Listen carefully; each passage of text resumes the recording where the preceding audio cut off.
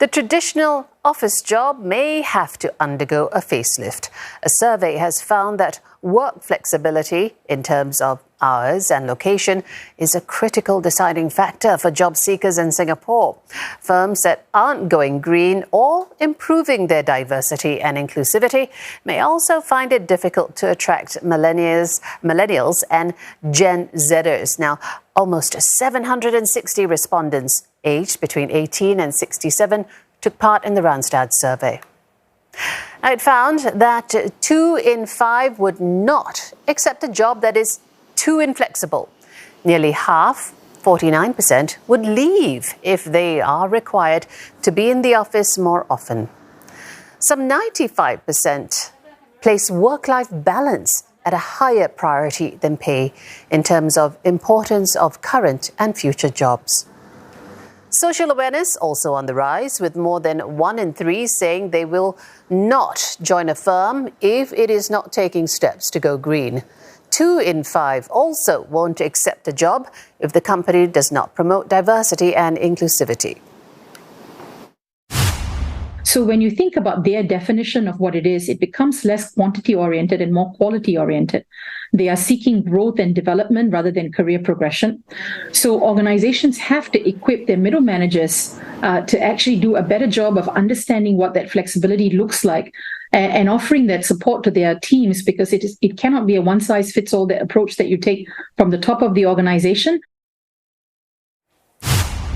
Well, let's get an expert view from Ms. Archana Srinivasan from the Institute of HR Professionals. Very interesting survey there. What do you think? Is the Singaporean worker, in your view, more demanding about flexi work and hours? And how does it bear up against the global trends?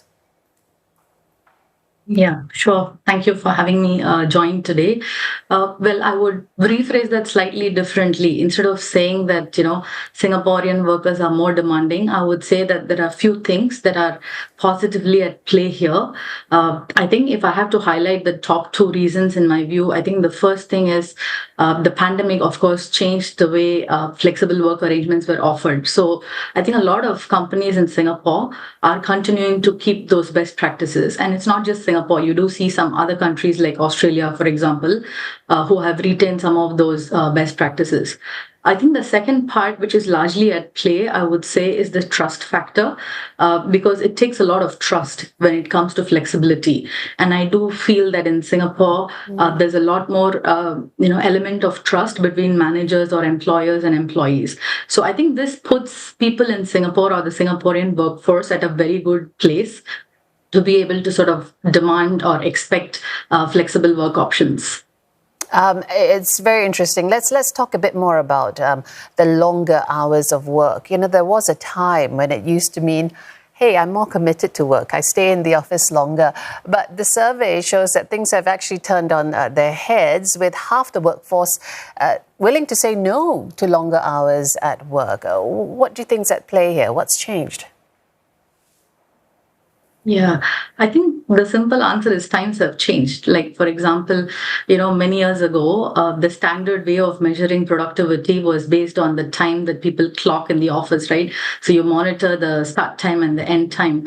But I think things have really changed. Like, even if I take my own example, when I started work or entered the workforce, even on a day where we had early release, I would still wait for my boss to leave before I left the office.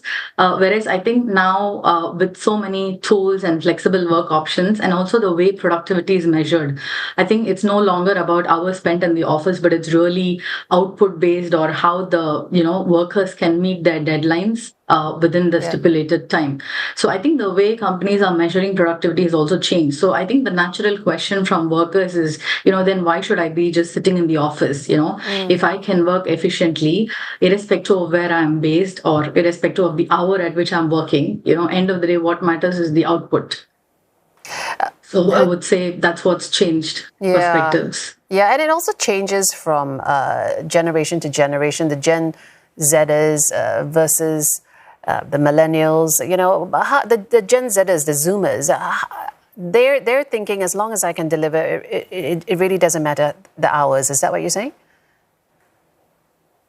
Yeah, I would think so because, and I think it's not just the Gen Zers. Of course, the Gen Zers do have different expectations, because for them, job satisfaction not just comes from, what they contribute to the business, but also in terms of how the company can look after their well-being or, what's the greater purpose, etc. So I do think that, it is accentuated for Gen Zers, but I do think in general, the workforce at large is looking for greater flexibility. What will the generation or this generational change in the attitude towards work mean for the employers, on the other hand? They have a mix of people that they have to deal with, seniors, millennials, Zoomers, and they have to be efficient at the same time. So how do they balance this efficiency and meeting the demands of all these different groups? Yeah.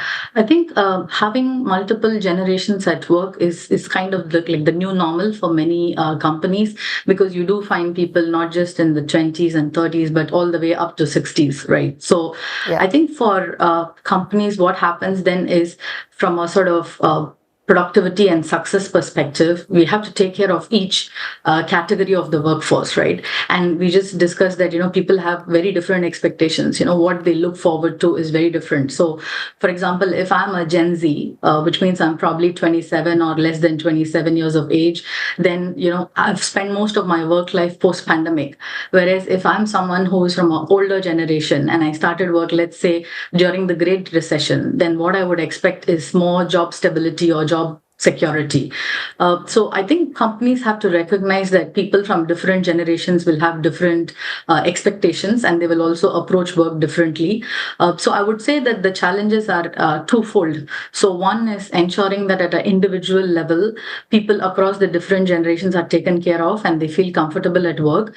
And I think the other complex part is when you have people from multiple generations in the same team working together and trying to collaborate with each other and, coming towards each other to contribute to the company's success, then how do we ensure that there are no differences that are dividing them, and how do we break down the stereotypes in the interest of the common goals of the organization. So I think it's about enabling people, and we spoke about diversity earlier in the survey. Yep. So it's about enabling people from different generations to thrive, not just individually, but also collectively.